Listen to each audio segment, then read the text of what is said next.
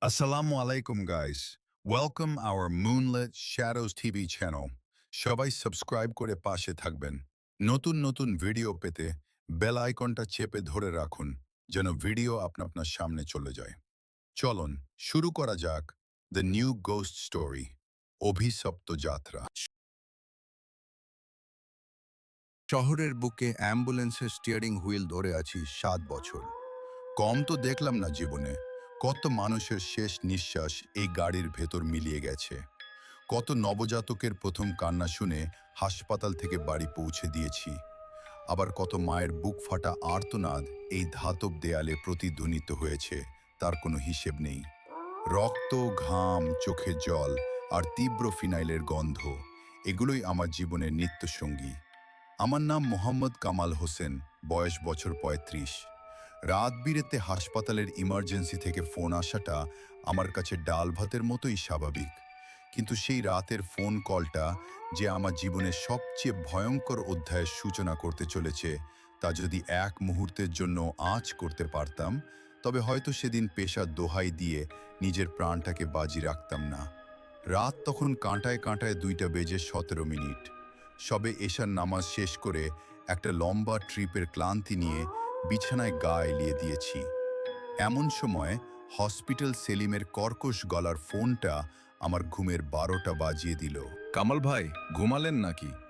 একটা urgent case আছে, শহর থেকে প্রায় 50 কিলোমিটার দূরে। ওই যে নয়নপুর গ্রাম চেনেন তো, ওখান থেকে একটা বডি আনতে হবে। 10-12 বছরের একটা ছেলে সাপের কামড়ে মারা গেছে। ওর দাদা দাদি ওর সাথে আসবে। এখনই বের হতে পারবেন? নয়নপুর গ্রামের নামটা শুনলেই আমার গায়ে কাঁটা দেয়। দুর্গম একটা এলাকা। পিচ ঢালা রাস্তা শেষ হওয়ার পর প্রায় 10 কিলোমিটারের ভাঙাচোরা কাঁচা রাস্তা। বর্ষার দিনে তো কথাই নেই, যেন সাক্ষাৎ দোজখের পথ। কিন্তু পেশার তাগিদে না করার উপায় নেই। আমি আমার বিশ্বস্ত সহকারী বছর 20 তরুণ জুনায়েদকে ফোন দিয়ে জাগিয়ে তুললাম। আমার সাথেই হাসপাতালের কোয়ার্টারে থাকে। বেচারা ঘুমের ঘোরেই আসছি ভাই বলে ফোনটা রেখে দিল। আধ ঘন্টার মধ্যে আমরা দুজন অ্যাম্বুলেন্স নিয়ে বেরিয়ে পড়লাম। রাতের নিস্তব্ধ শহর পেরিয়ে হাইওয়েতে উঠতেই গাড়ির গতি বাড়িয়ে দিলাম। চারদিকে শুনশান নীরবতা, শুধু আমাদের অ্যাম্বুলেন্সের ইঞ্জিনের একটানা গর্জন সে নীরবতাকে খান খান করে দিচ্ছিল। হেডলাইটের তীব্র আলো আঁধার চিরে যতদূর যাচ্ছে, শুধু ফাঁকা রাস্তার দুপাশে ঘন গাছপালার ছায়ার। জুনায়েদ আমার পাশে বসে ঝিমাচ্ছিল। ওর দিকে তাকিয়ে মায়া লাগছিল। ছেলেটার বাড়িতে অভাব, তাই এত অল্প বয়সে এই পেশায় এসেছে। সাহসী ছেলে, কিন্তু মাঝে মাঝে এমন সব অদ্ভুত কথা করে যা দেখে গা ছমছম করে। প্রায় 1 ঘন্টা চলার পর আমরা হাইওয়ে ছেড়ে গ্রামের রাস্তায় নামলাম। এখানেই শুরু হলো আসল পরীক্ষা। রাস্তা বলে কিছু নেই, যেন ইটের খোয়া আর কাদা দিয়ে বানানো একটা সরু পথ। গাড়ির ঝাঁকুনিতে আমাদের দুজনেরই নাড়ি ভুঁড়ি উল্টে আসার জোগাড়। দুপাশে ঘন জঙ্গল আর ঝাড়ঝোপ। পরিবেশটা কেমন যেন রহস্যময় আর ভয়ঙ্কর লাগছিল। মাঝে মাঝে 2-একটা শিয়ালের জল জলে চোখ দেখে জুনায়েদ চমকে উঠছিল। আমি ওকে সাহস দিয়ে বললাম, আরে ভয় পাস না, এই রাস্তায় আগেও অনেক এসেছি, কিছুই হয়নি। কিন্তু সত্যি বলতে আমার নিজেরই কেমন একটা অজানা আশঙ্কায় বুকটা ভারী হয়ে আসছিল। চারপাশের এই অস্বাভাবিক নিস্তব্ধতা আমার পরিচিত লাগছিল না। অবশেষে দূর থেকে একটা টিমটিমে হারিকেনের আলো দেখতে পেয়ে বুঝলাম আমরা গন্তব্যে এসে পৌঁছেছি। গ্রামের প্রায় শেষ মাথায় একটা জরাজীর্ণ মাটির বাড়ি। অ্যাম্বুলেন্স দাঁড় করাতেই কয়েকজন গ্রামবাসী এগিয়ে এলো। নয়, কিন্তু তাদের চোখে মুখে কোনো শোকের চিহ্ন নেই, বরং এক ধরনের ভয় আর অস্থিরতা, যেন তারা এই বাড়িটা বাসিন্দাদের থেকে যত তাড়াতাড়ি সম্ভব মুক্তি পেতে চায়। আমি আর জুনায়েদ গাড়ি থেকে নামলাম। বাড়ির উঠোনে পা রাখতেই একটা তীব্র বাসি গন্ধ আমার নাকে এসে লাগলো, যেন বহুদিন ধরে বন্ধ থাকা কোনো স্যাঁসেতে ঘরের দরজা হঠাৎ খোলা হয়েছে। আমরা ভেতরে ঢুকতেই দৃশ্যটা আমাদের অবাক করে দিল। উঠোনের এক কোণে একটা নিচু চৌকির ওপর সাদা চাদরে ঢাকা ছেলেটার নিথর দেহ শুয়ে রাখা। কিন্তু বাড়িতে কান্নার কোনো রোল নেই, কোনো আহাজারি নেই। মৃত্যু বাড়িতে এমন নিস্তব্ধতা, একেবারে অস্বাভাবিক। চৌকির পাশে দুটো মোড়ায় পাথরের মূর্তির মতো বসে আছেন দুজন বৃদ্ধ বৃদ্ধা, ছেলেটির দাদা দাদি। বৃদ্ধের বয়স ৮০ কাছাকাছি, পরনে ময়লা লুঙ্গি আর ফতুয়া, চামড়া কুঁচকে গেছে, কিন্তু চোখের দৃষ্টি তীক্ষ্ণ। আর বৃদ্ধার দিকে তাকিয়ে আমার বুকের ভেতরটা ভয়ে হিম হয়ে গেল। তার বয়সও ৭৬ কোঠায়, পরনে একটা ময়লা শাড়ি, কিন্তু তার চোখ দুটো অনুভূতি নেই, না শোক না কষ্ট। এক অদ্ভুত দৃষ্টিতে তিনি আমাদের দিকে তাকিয়েছিলেন। সেই দৃষ্টিতে এমন কিছু ছিল যা মানুষের হতে পারে না। আমি সঙ্গে সঙ্গে চোখ নামিয়ে নিলাম। আমরা কোনো কথা বলার আগেই বৃদ্ধ ইশারায় আমাদের লাশটা অ্যাম্বুলেন্সে তুলতে বললেন। তার কণ্ঠস্বর শুনলাম না। গ্রামবাসীদের মধ্যে দুজন আমাদের সাহায্য করতে এগিয়ে এলো। আমরা যখন সাবধানে দেহটা স্ট্রেচারে তুলে অ্যাম্বুলেন্সের দিকে নিয়ে যাচ্ছিলাম, তখনও এই বৃদ্ধ বৃদ্ধা একইভাবে বসে রইলেন। তাদের মুখ দেখে মনে হচ্ছিল যেন এটা তাদের নাতির লাশ, অন্য কারো। আমরা লাশটা অ্যাম্বুলেন্সের পেছনের কেবিনে সাবধানে রাখলাম। তারপর সেই বৃদ্ধ দম্পতি কোনো কথা না বলে ধীর পায়ে হেঁটে এসে আমাদের দিকে না তাকিয়ে অ্যাম্বুলেন্সের পেছনের অংশে তাদের নাতির লাশের পাশে গিয়ে বসল। তাদের এই আচরণে আমি আর জুনায়েদ একে অপরের দিকে তাকালাম আর বলতে লাগলাম, এ লোকগুলো কারা? এদের আচরণ এমন অদ্ভুত কেন? কোনো উত্তর না পেয়ে আমি আর জুনায়েদ কেবিনের দরজা বন্ধ করে সামনের ড্রাইভিং সিটে এসে বসলাম। ইঞ্জিন স্টার্ট দেওয়ার সময় আমার হাতটা সেদিন প্রথমবার সামান্য কেঁপে উঠেছিল।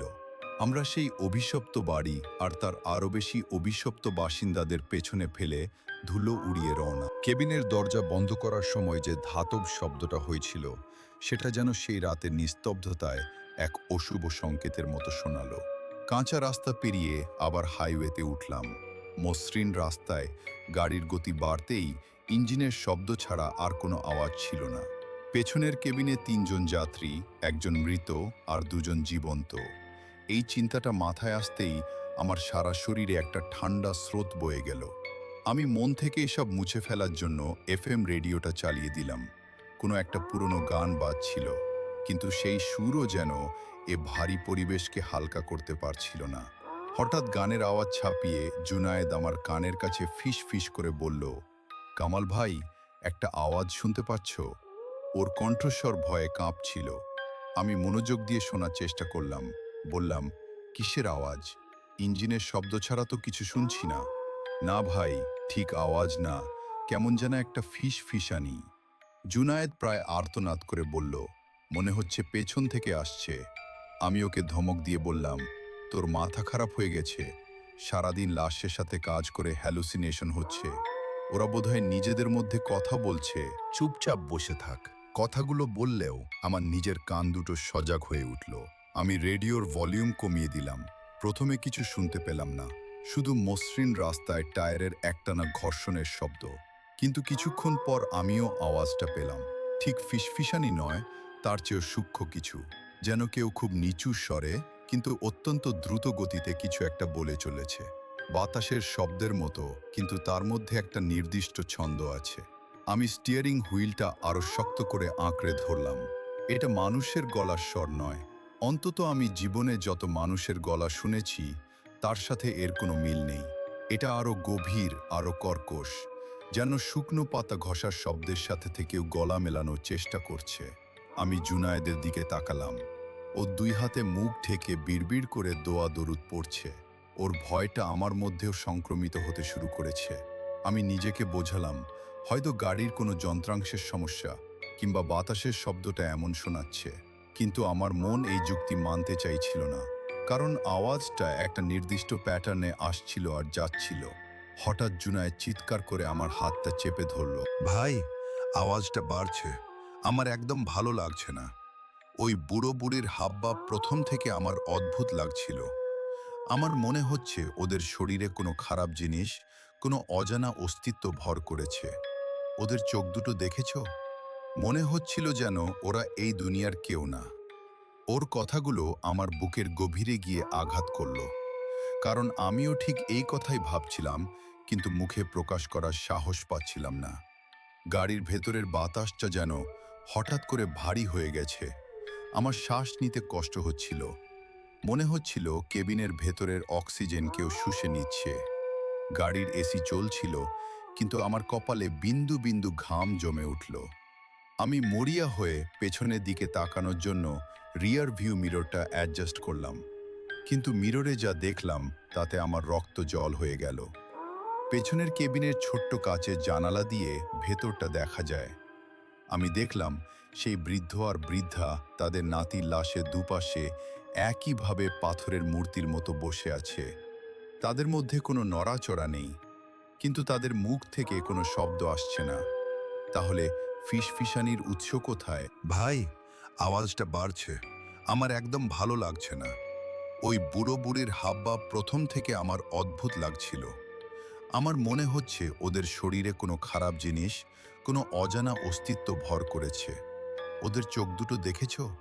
মনে হচ্ছিল যেন ওরা এই দুনিয়ার কেউ না। ওর কথাগুলো আমার বুকের গভীরে গিয়ে আঘাত করল, কারণ আমিও ঠিক এই কথাই ভাবছিলাম, কিন্তু মুখে প্রকাশ করার সাহস পাচ্ছিলাম না। গাড়ির ভেতরের বাতাসটা যেন হঠাৎ করে ভারী হয়ে গেছে। আমার শ্বাস নিতে কষ্ট হচ্ছিল। মনে হচ্ছিল কেবিনের ভেতরের অক্সিজেন কেউ শুষে নিচ্ছে। গাড়ির এসি চলছিল, কিন্তু আমার কপালে বিন্দু বিন্দু ঘাম জমে উঠল। আমি মরিয়া হয়ে পেছনের দিকে তাকানোর জন্য রিয়ার ভিউ মিররটা অ্যাডজাস্ট করলাম, কিন্তু মিররে যা দেখলাম তাতে আমার রক্ত জল হয়ে গেল। পেছনের কেবিনের ছোট্ট কাচের জানালা দিয়ে ভেতরটা দেখা যায়। আমি দেখলাম সেই বৃদ্ধ আর বৃদ্ধা তাদের নাতির লাশের দুপাশে একইভাবে পাথরের মূর্তির মতো বসে আছে। তাদের মধ্যে কোনো নড়াচড়া নেই, কিন্তু তাদের মুখ থেকে কোনো শব্দ আসছে না। তাহলে ফিসফিসানির উৎস কোথায়? আমার মনে হলো আওয়াজটা যেন গাড়ির দেয়াল থেকে, ছাদ থেকে, সব জায়গা থেকে একসাথে আসছে। এটা কোনো নির্দিষ্ট উৎস থেকে আসছে না, বরং এটা আমাদের ঘিরে ধরেছে। আমি ভয়ে প্রায় জমে গিয়েছিলাম। আমার হাত পা ঠান্ডা হয়ে আসছিল। জুনায়েদ তখন ভয়ে কাঁদো কাঁদো সুরে বলল, কামাল ভাই, গাড়ি থামিও না, যত জোরে পারো চালাও, আমাদের এখান থেকে বের হতে হবে। আমি আর কোনো দিকে না তাকিয়ে, কিছু না ভেবে, শুধু এক্সিলেটরের ওপর আমার সমস্ত শক্তি প্রয়োগ করলাম। আমাদের অ্যাম্বুলেন্স তখন রাতের হাইওয়ের বুক চিরে উন্মুক্ত গতিতে ছুটে চলেছে। আমরা যখন জঙ্গলের সবচেয়ে গভীর আর নির্জন অংশটা পার হচ্ছিলাম, ঠিক তখনই ঘটল সেই বিপর্যয়। প্রথমে গাড়ির হেডলাইটটা কয়েকবার দপদপ করে নিভে গিয়ে আবার জ্বলে উঠল। আমার বুকের ভেতরটা ধক করে উঠল। এটা ভালো লক্ষণ নয়। তারপরই গাড়ির ইঞ্জিনটা কয়েকবার কাশির মতো তীব্র ঝাঁকুনি দিয়ে আচমকা বন্ধ হয়ে গেল। আমাদের উন্মত্ত গতিটা কয়েক সেকেন্ডের মধ্যেই থেমে গিয়ে হাইওয়ের মাঝখানে গাড়িটা স্থির হয়ে দাঁড়ালো। চারদিকে হঠাৎ নেমে এলো এক অসহনীয় নিকষ কালো অন্ধকার আর কবরের মতো স্তব্ধতা। কি হলো কামাল ভাই, গাড়ি থামলো কেন? জুনায়েদের গলার স্বর শুনে মনে হলো ও যেন এখনই কেঁদে ফেলবে। আমি কাঁপা কাঁপা গলায় বললাম, জানি না, ইঞ্জিনটা হঠাৎ অফ হয়ে গেল। আমি বেশ কয়েকবার চাবি ঘুরিয়ে গাড়ি স্টার্ট দেওয়ার চেষ্টা করলাম, কিন্তু কোনো লাভ হলো না। ড্যাশবোর্ডে আলো নিভে গেছে। গাড়িটা যেন এক মুহূর্তে একটা জীবন্ত জান থেকে নিষ্প্রাণ ধাতব কফিনে পরিণত হয়েছে। ঠিক তখনই আমার কানে একটা নতুন শব্দ এলো, একটা মৃদু খসখসে শব্দ পেছনের কেবিন থেকে আসছে। শব্দটা এমন যেন কেউ শুকনো কাঠের মেঝেতে নখ দিয়ে আঁচড় কাটছে। খস খস খস, একটা নির্দিষ্ট ছন্দে শব্দটা হয়েই চলেছে। জুনায়েদ ফিসফিস করে বলল, ভাই, এটা কিসের শব্দ? আমি কোনো উত্তর দিতে পারলাম না। আমার গলা শুকিয়ে কাঠ। হঠাৎ গাড়ির ভেতর থেকে জুনায়েদের একটা গলা ফাটানো বিকট চিৎকার শুনতে পেলাম। সেই চিৎকার রাতের নিস্তব্ধতাকে চিরে খান খান করে দিল। ও ভয়ে থরথর করে কাঁপছে। চোখ দুটো কোটর থেকে প্রায় বেরিয়ে আসার উপক্রম। মুখটা কাগজের মতো সাদা হয়ে গেছে। আরে কি হয়েছে, এমন করছিস কেন? আমি ওকে ঝাঁকুনি দিয়ে বললাম। জুনায়েদ কোনো কথা বলতে পারছিল না। ও শুধু কাঁপা কাঁপা আঙুলে পেছনের দিকে, ড্রাইভার আর পেছনের কেবিনের মাঝখানের ছোট্ট স্লাইডিং জানলাটার দিকে ইশারা করলো। কোনো মতে তোতলাতে তোতলাতে বলল, কামাল ভাই, ওই ওই বুড়োটা, আমি জানলা দিয়ে পেছনে দেখছিলাম, বুড়োটা আমার দিকেই তাকিয়েছিল, কিন্তু তার চোখে কোনো মনি ছিল না। রনি ভাই, শুধু দুটো কালো গভীর গর্ত, যেন কেউ চোখ দুটো তুলে নিয়েছে। আর আর সে আমার দিকে তাকিয়ে হাসছিল। তার ঠোঁটের কোণে রক্ত লেগেছিল। ওর কথাগুলো আমার মস্তিষ্কে যেন কেউ গরম শিল ঢেলে দিল। আমি অবিশ্বাসে মাথা নাড়লাম, কিন্তু আমার নিজের মন বলছিল জুনায়েদ মিথ্যে বলছে না। আমি কাঁপা পায়ে নিজেই সেই ছোট্ট জানলাটার দিকে এগিয়ে গেলাম। আমার বুকের ভেতরটা হাতুড়ির মতো পেটাচ্ছিল। আমি যখন জানলায় চোখ রাখলাম, তখন আমার মনে হলো যেন আমার হৃৎপিণ্ডটা এক মুহূর্তের জন্য থেমে গেছে। সেই বৃদ্ধ লোকটি সত্যিই আমার দিকে তাকিয়ে আছে। তার চোখ দুটো সত্যিই নেই, শুধু দুটো শূন্য অন্ধকার কোটর। কিন্তু সবচেয়ে ভয়ঙ্কর ব্যাপার হলো, সে তার পাশে শোয়ানো তার নাতির লাশের ওপর ঝুঁকে আছে। ছেলেটার বুকের ওপর যে সাদা চাদরটা ছিল সেটা সরানো। সেই বৃদ্ধ তার নিজের আঙুল দিয়ে ছেলেটার বুকের কাঁচা মাংস ছিঁড়ে ছিঁড়ে খাচ্ছে। তার মুখে ঠোঁটের কোণে লেগে আছে টাটকা রক্ত। আমি আর নিজেকে ধরে রাখতে পারলাম না। একটা তীব্র ভয়ের স্রোত আমার মেরুদণ্ড বেয়ে নেমে গেল। আমি চিৎকার করে পেছনে সরে এলাম। আমি আর জুনায়েদ দুজনেই বুঝতে পারলাম, আমরা কোনো সাধারণ মানুষ বা লাশের সাথে ভ্রমণ করছি না। আমরা এক মাংসখেকো নরপিশাচের খপ্পরে পড়েছি।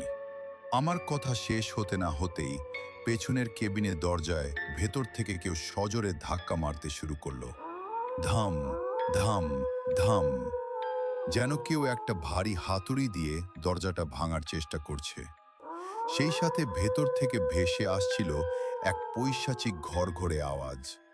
সেটা মানুষের হাসি বা কান্না কিছুই নয়, তার চেয়েও ভয়ঙ্কর কিছু। আমরা দুজন ভয়ে একে অপরকে জড়িয়ে ধরে শুধু আল্লাহকে ডাকতে থাকলাম। কিছুক্ষণ পর পেছনের ধাক্কাধাক্কির শব্দটা থেমে গেল। আমি মরিয়া হয়ে আবার চাবিটা ইগনিশনে ঢোকালাম। তারপর চোখ বন্ধ করে আমার জীবনের সমস্ত শক্তি দিয়ে আল্লাহকে ডাকলাম, ইয়া আল্লাহ, তুমি ছাড়া বাঁচানোর আর কেউ নেই, দয়া করো। এই বলে আমি চাবিতে মোচড় দিলাম, আর অবিশ্বাস্যভাবে একটা তীব্র গর্জন করে গাড়ির ইঞ্জিনটা জীবন্ত হয়ে উঠল। ড্যাশবোর্ডে আলো জ্বলে উঠল। হেডলাইটটা রাতের অন্ধকারকে চিরে দিল। মনে হলো যেন কোনো দৈব শক্তি আমাদের ডাকে সাড়া দিয়েছে। আমি এক মুহূর্ত দেরি করলাম না। গিয়ার ফেলে এক্সিলেটরে এমনভাবে চাপ দিলাম যে চাকাগুলো হাইওয়ের ওপর তীব্র আর্তনাদ করে উঠল। কিছুক্ষণ পর হঠাৎ জুনায়েদ বলে উঠল, ভাই, আবার ওই আওয়াজটা আসছে। এবার কোনো ফিসফিসানি নয়, স্পষ্ট ধস্তাধস্তির আওয়াজ পেছনের কেবিন থেকে আসছে, যেন কেউ কারো সাথে মারামারি করছে। আমি ওকে বললাম সাবধানে একবার কেবিনের ফাঁক দিয়ে পেছনে দেখতে। সে ভয়ে ভয়ে ঘাড় ঘুরিয়ে পেছনে তাকালো। পর মুহূর্তে ওর চোখ দুটো আবার বিস্ফারিত, মুখটা কাগজের মতো সাদা। কামাল ভাই, আমি কিছু বলতে চাচ্ছি না, তুমি শুধু গাড়িটা থামাও, নিজের চোখে দেখো। আমি রাস্তার পাশে সশব্দে ব্রেক কষে গাড়িটা থামালাম। কাঁপা পায়ে কেবিনের ছোট্ট জানালা দিয়ে ওপাশে তাকালাম। আমি দেখলাম অ্যাম্বুলেন্সের দরজা ভেতর থেকে মজবুত করে লাগানো, কিন্তু ভেতরে কেউ নেই। সেই বৃদ্ধ দম্পতি, তাদের নাতির লাশ, কিছুই নেই। পুরো অ্যাম্বুলেন্সটা ভেতর থেকে একদম ফাঁকা। এটা কিভাবে সম্ভব? চলন্ত গাড়ি থেকে তিনজন মানুষ, যার মধ্যে একজন মৃত, কিভাবে উধাও হয়ে যেতে পারে? আমরা টলতে টলতে গাড়ি থেকে নেমে পেছনের দরজার কাছে গেলাম। দরজাটা বাইরে থেকে লক করা। আমরা স্পষ্ট দেখেছিলাম সেই বৃদ্ধা ভেতরে ওঠার পর আমরাই বাইরে থেকে দরজা লক করেছিলাম। কিন্তু কিছুক্ষণ আগে তো আমরা দেখলাম দরজা ভেতর থেকে লাগানো। আমি কাঁপা কাঁপা হাতে চাবি দিয়ে লকটা খুললাম। দরজার দুটো পাল্লা ধরে সজোরে টান দিলাম। ক্যাঁচ করে একটা কর্কশ শব্দ করে দরজাটা খুলে গেল। স্ট্রেচারটা খালি, তার ওপর রাখা সাদা চাদরটা এলোমেলো হয়ে পড়ে আছে, আর কিছু নেই। ঠিক তখনই জুনায়েদ আমার হাত চেপে ধরল। ভাই, ওই দেখো। আমাদের থেকে আনুমানিক ২০-২৫ কদম দূরে রাস্তার ধারে চাঁদের আবছা আলোয় আমরা সেই বৃদ্ধ দম্পতি আর ছেলেটাকে দেখতে পেলাম। তারা রাস্তার পাশে ঘাসের ওপর দাঁড়িয়ে, কিন্তু এবার আমরা তাদের যে বীভৎস অবস্থায় দেখলাম, তাতে আমাদের কলিজা শুকিয়ে কাঠ হয়ে গেল। সেই বৃদ্ধা ছেলেটার দাদা দাদি ছেলেটাকে মাঝখানে রেখে ওর পেটের নরম অংশ ধারালো নখ দিয়ে খুবলে খুবলে খাচ্ছে। তারা যেন কোনো হিংস্র জানোয়ার। তাদের মুখে লেগে আছে রক্তের ধারা, যা চাঁদের আলোয় চকচক করছে।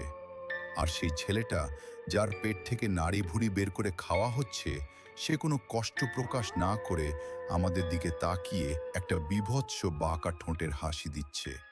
সে হাসিতে না ছিল আনন্দ, না ছিল কষ্ট, ছিল শুধু এক নারকীয় পৈশাচিক উল্লাস আর আমন্ত্রণ। এই দৃশ্য দেখে জুনায়েদ ভয়ে জমে গেল। আমার হাত পা প্রচণ্ডভাবে কাঁপতে শুরু করলো। হঠাৎ জুনায়েদ চিৎকার করে বলে উঠল, ভাই পালাও, তাড়াতাড়ি গাড়ি চালাও। আমরা কোনো মতে আল্লাহর নাম নিতে নিতে গাড়িতে উঠে বসলাম। পাগলের মতো এক্সিলেটারে চাপ দিয়ে গাড়ি চালিয়ে ওই তিনজনকে অতিক্রম করে সামনের দিকে চলে গেলাম। কিন্তু আমাদের ভয়াবহ অভিজ্ঞতা শেষ তখনও হয়নি। প্রতি 10-15 মিনিট পর পর হেডলাইটের আলোয় আমরা দেখছিলাম রাস্তার একপাশে সেই দম্পতি ছেলেটার পেট খুবলে খাচ্ছে, আর ছেলেটা আমাদের দিকে তাকিয়ে সেই বীভৎস হাসি হাসছে। একবার, দুইবার, তিনবার আমরা যতবারই ভাবছিলাম ওদের পেরিয়ে এসেছি, ততবারই ওরা কোনো এক অস্বাভাবিক উপায়ে আমাদের সামনে আবির্ভূত হচ্ছিল। আমরা দুজনেই তখন হাউমাউ করে জোরে জোরে আয়াতুল কুরসি পড়তে শুরু করলাম। আমাদের গলার স্বর কাঁপছিল, কিন্তু আমরা থামিনি। অবশেষে দূর থেকে হাসপাতালের উজ্জ্বল আলো দেখতে পেলাম। মনে হলো যেন সাক্ষাৎ আজরাইলের হাত থেকে ছাড়া পেলাম। আমরা যখন হাসপাতালে এসে পৌঁছালাম, তখন ভোরের আজান হচ্ছে। পরের দিন সকালে আমি আর জুনায়েদ প্রচণ্ড জ্বরে আক্রান্ত হলাম। সেই জ্বর সাধারণ জ্বর ছিল না, ছিল ভয়ের জ্বর। প্রায় 15 দিন আমরা হাসপাতালে ভর্তি ছিলাম। ডাক্তাররা শুধু বলেছিলেন পোস্ট ট্রমাটিক স্ট্রেস ডিসঅর্ডার। তারপর ধীরে ধীরে সুস্থ হয়ে আমরা আবার এই পেশায় ফিরে এসেছি। পেট চালানোর জন্য এছাড়া উপায় ছিল না। কিন্তু আমাদের মনে সেই রাতের যে ভয়ের দাগ পড়েছে, সেই ক্ষতচিহ্ন হয়তো এ জীবনে আর কোনো দিনও মুছবে না। আমরা আর কখনো রাতের বেলা কোনো দূরের ট্রিপে যাই না। আর নির্জন রাস্তায় অ্যাম্বুলেন্সের পেছনে কোনো শব্দ শুনলেই আমাদের দুজনেরই আত্মা কেঁপে ওঠে। কারণ আমরা জানি এই দুনিয়ায় এমন কিছু অশুভ অস্তিত্ব আছে, যা আমাদের চেনা জগতের সব যুক্তি আর বিজ্ঞানের ঊর্ধ্বে। আর আমরা সেই ভয়ঙ্কর সত্যের মুখোমুখি হয়েছিলাম সেই অভিশপ্ত রাতে।